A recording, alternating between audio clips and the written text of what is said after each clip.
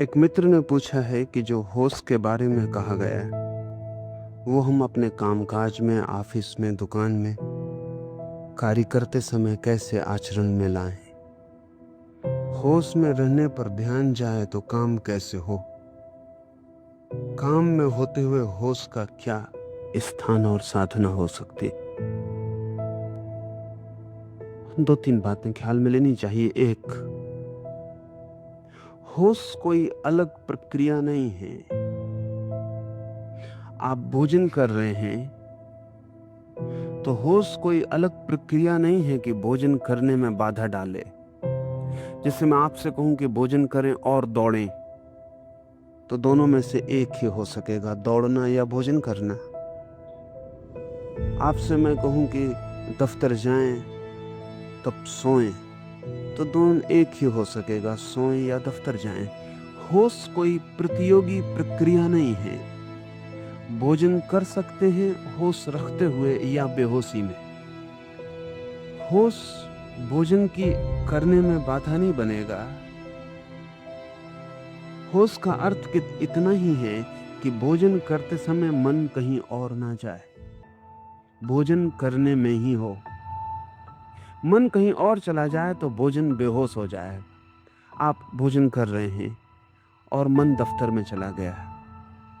शरीर भोजन की टेबल पर, मन दफ्तर में, तो ना तो दफ्तर में हैं आप क्योंकि वहां आप हैं नहीं, और ना भोजन की टेबल पर हैं आप क्योंकि मन वहां नहीं रहा। तो वो जो भोजन कर रहे हैं वो बेहोश है, आपके बिना हो रहा है। इस बेहोशी को तोड़ने की प्रक्रिया है होश। भोजन करते वक्त मन भोजन में ही हो, कहीं और ना जाए। सारा जगत जैसे मिट गया, सिर्फ ये छोटा सा काम भोजन करने का रह गया। पूरी चेतना इसके सामने है। एक कौर भी आप बनाते हैं, उठाते हैं, मुंह में ले जाते हैं, चबाते हैं, तो ये सारा होश पूर्वक हो रहा है। आपका सारा ध्यान भोजन करने में ही है। इस फर्क को आप ठीक से समझ लें। अगर मैं आपसे कहूं कि भोजन करते वक्त राम राम जपें, तो दो क्रियाएं हो जाएंगी। राम राम जपेंगे तो भोजन से ध्यान हटेगा, भोजन पर ध्यान लाएंगे तो राम राम का ध्यान टूटेगा। मैं आपको कहीं और ध्यान ले जाने को नहीं कह रहा हूं, जो आप कर रहे हैं उसको ही ध्यान बना लें। इससे आपके किसी काम में बाधा नहीं पड़ेगी, बल्कि सहयोग बनेगा। क्योंकि जितने ध्यानपूर्वक काम किया जाए उतना कुशल हो जाता है। काम की कुशलता ध्यान पर निर्भर है। अगर आप अपने दफ्तर में ध्यानपूर्वक कर रहे हैं, जो भी कर रहे हैं, तो आपकी कुशलता बढ़ेगी, क्षमता बढ़ेगी, काम की मात्रा बढ़ेगी, और आप थकेंगे नहीं, और आपकी शक्ति बचेगी, और आप दफ्तर से भी ऐसे वापस लौटेंगे जैसे ताजे लौट रहे हैं। क्योंकि जब शरीर कुछ और करता है, मन कुछ और करता है, तो दोनों के बीच तनाव पैदा होता है। वही तनाव थकान है। आप होते हैं दफ्तर में, मन होता है सिनेमा गृह में, आप होते हैं सिनेमा में, मन होता है घर पर। तो मन और शरीर के बीच जो फासला है, वो तनाव ही आपको थकाता है और तोड़ता है। जब आप जहां होते हैं वही मन होता है। इसलिए आप देखें, जब आप कोई खेल खेल रहे होते हैं तो आप ताजे होकर लौटते हैं। खेल में शक्ति लगती है, लेकिन खेल के बाद आप ताजे होकर लौटते हैं। बड़ी उल्टी बात मालूम पड़ती है। आप बैडमिंटन खेल रहे हैं, कि आप कबड्डी खेल रहे हैं, या कुछ भी, या बच्चों के साथ बगीचे में दौड़ रहे हैं, शक्ति व्यय हो रही है, लेकिन इस दौड़ने के बाद आप ताजे होते हैं। और यही काम अगर आपको करना पड़े तो आप थकते हैं। काम और खेल में एक ही फर्क है, खेल में पूरा ध्यान वही मौजूद होता है, काम में पूरा मौजूद नहीं होता। इसलिए अगर आप किसी को नौकरी पर रख लें खेलने के लिए, तो वो खेलने के बाद थक के जाएगा, क्योंकि वो फिर खेल नहीं है, काम है। और जो होशियार हैं वे अपने काम को भी खेल बना लेते हैं। खेल का मतलब यह है कि आप जो भी कर रहे हैं, इतने ध्यान, इतनी तल्लीनता, इतने आनंद से डूब के कर रहे हैं कि उस करने के बाहर कोई संसार नहीं बचा है। आप इस करने के बाहर ज्यादा ताजे, सशक्त लौटेंगे। और कुशलता बढ़ जाएगी।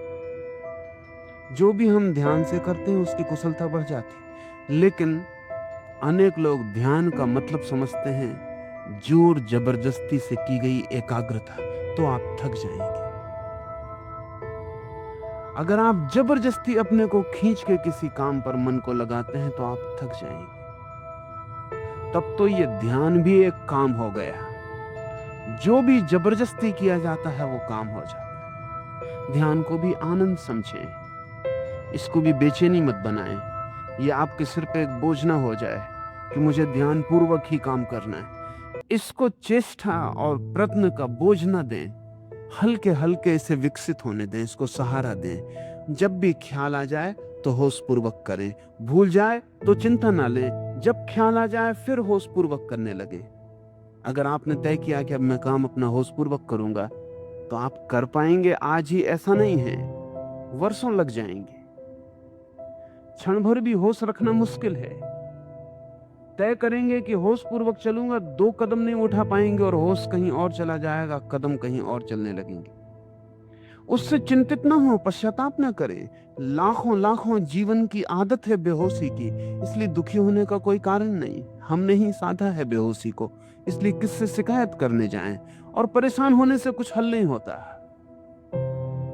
जैसे ही ख्याल आ जाए कि पैर बेहोशी में चलने लगे, मेरा ध्यान कहीं और चला गया था, आनंद पूर्वक फिर ध्यान को ले आए। इसको पश्चाताप ना बनाएं, इससे मन में दुखी ना हो, इससे पीड़ित ना हो, इससे ऐसा ना समझें कि ये अपने से ना होगा, ये भी ना समझें कि मैं तो बहुत दीनहीन हूं, कमजोर हूं, मुझसे होने वाला नहीं है, होता होगा महावीर से, अपने बस की बात नहीं।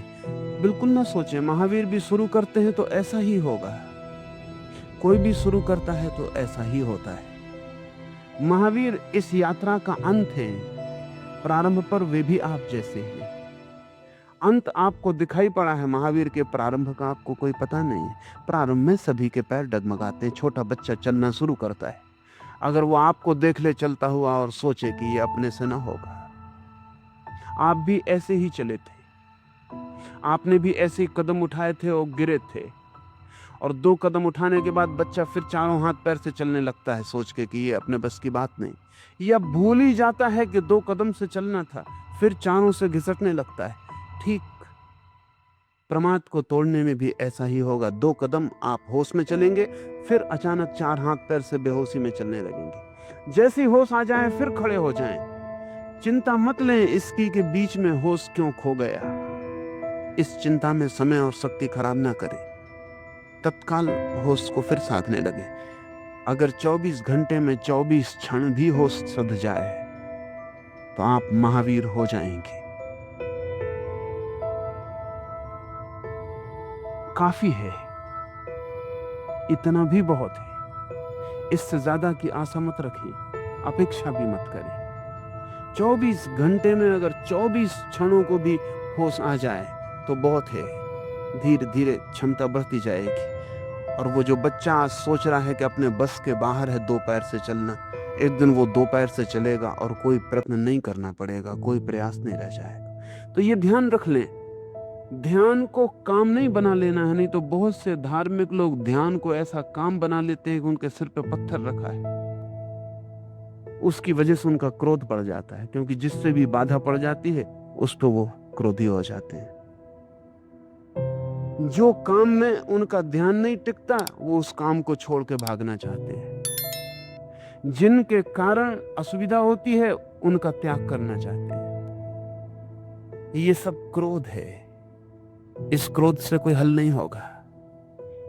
साधक को चाहिए धैर्य, और तब दुकान भी जंगल जैसी सहयोगी हो जाती।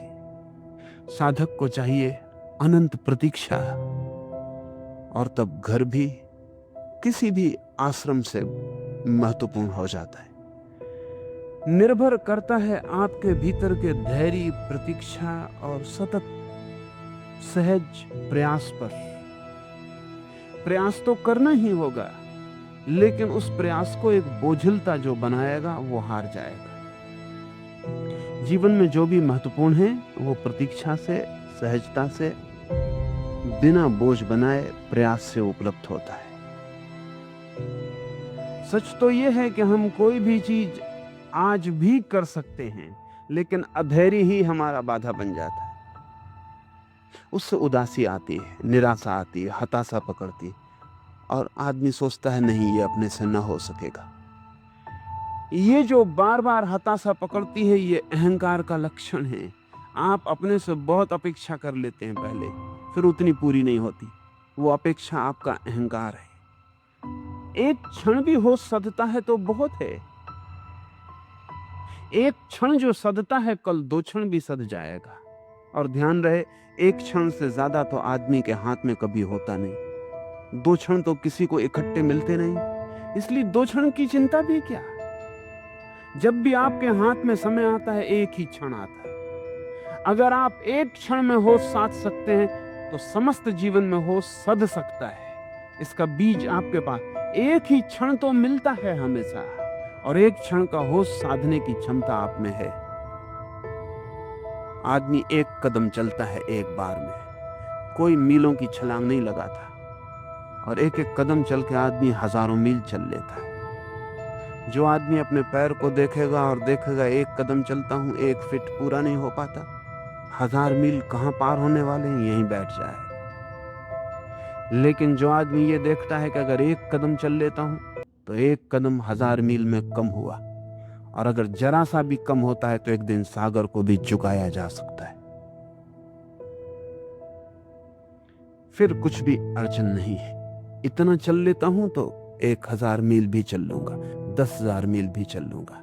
लाओ त्से ने कहा है, पहले कदम को उठाने में जो समर्थ हो गया, अंतिम बहुत दूर नहीं है, कितना ही दूर हो। जिसने पहला उठा लिया वो अंतिम भी उठा लेगा। पहले में ही अड़चन है, अंतिम में अड़चन नहीं है। जो पहले पर ही थक के बैठ गया, निश्चित ही वो अंतिम नहीं उठा पाता है। पहला कदम आधी यात्रा है, चाहे यात्रा कितनी ही बड़ी क्यों ना हो।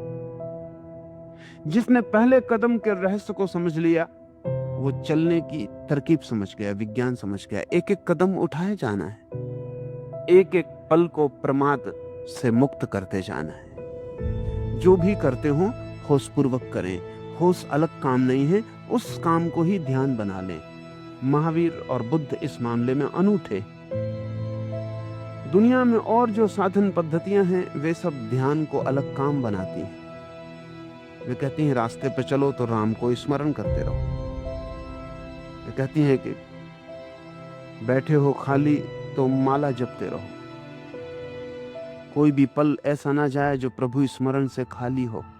इसका मतलब हुआ कि जिंदगी का काम एक तरफ चलता रहेगा और भीतर एक नए काम की धारा शुरू करनी पड़ेगी। महावीर और बुद्ध इस मामले में बहुत भिन्न हैं। वो कहते हैं ये 2 भेद करने से तनाव पैदा हो, अड़चन होगी। मेरे पास एक सैनिक को लाया गया था। सैनिक था, सैनिक के ढंग का उसका अनुशासन था मन का। फिर उसने किसी से मंत्र ले लिया, तो जैसा वो अपने सेना में आज्ञा मानता था, वैसे ही उसने अपने गुरु की भी आज्ञा मानी और मंत्र को 24 घंटे रटने लगा। अभ्यास हो गया, 2-3 महीने में मंत्र अभ्यस्त हो गया। तब बड़ी अड़चनें शुरू हुई। उसकी नींद खो गई, क्योंकि वो मंत्र को जपता ही रहता है। धीरे धीरे नींद मुश्किल हो गई, क्योंकि मंत्र चले तो नींद कैसे चले। फिर धीरे धीरे रास्ते पे चलते वक्त उसे भ्रम पैदा होने लगे। कार का हॉर्न बज रहा है, उसे सुनाई ना पड़े, क्योंकि वहां भीतर मंत्र चल रहा है। वो इतना एकाग्र होकर मंत्र सुनने लगा कि कार का हॉर्न कैसे सुनाई पड़े। उसकी मिलिट्री में उसका कैप्टन आज्ञा दे रहा है बाएं घूम जाओ, वो खड़ा ही रहे। उस भीतर तो वो कुछ और कर रहा है। उसे मेरे पास लाए। मैंने पूछा कि तुम क्या कर रहे हो, इसमें तुम पागल हो जाओगे। उसने कहा अब तो कोई उपाय नहीं है, अब तो मैं ना भी जपूं राम राम, भीतर का मंत्र ना भी जपूं तो भी चलता रहता है। मैं अगर उसे छोड़ भी दूं तो मेरा मामला नहीं है। अब उसने मुझे पकड़ लिया, मैं खाली भी बैठ जाऊं तो कोई फर्क नहीं पड़ता, मंत्र चलता है।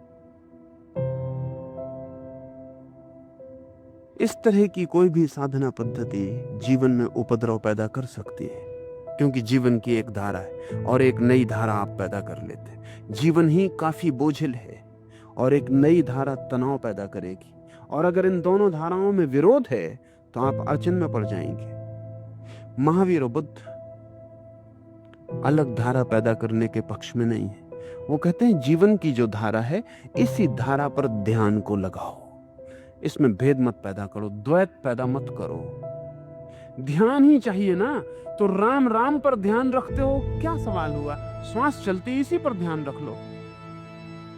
ध्यान ही बढ़ाना है तो एक मंत्र पर ध्यान बढ़ाते हो, पैर चल रहे हैं ये भी मंत्र है, इसी पर ध्यान को कर लो।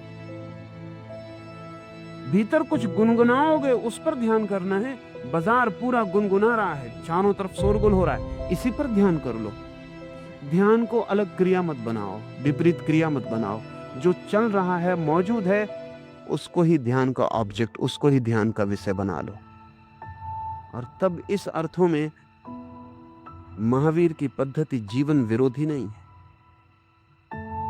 और जीवन में कोई अड़चन खड़ी नहीं करती। महावीर ने सीधी सी बात कही, चलो तो होश पूर्वक, बैठो तो होश पूर्वक, उठो तो होश पूर्वक, भोजन करो तो होश पूर्वक।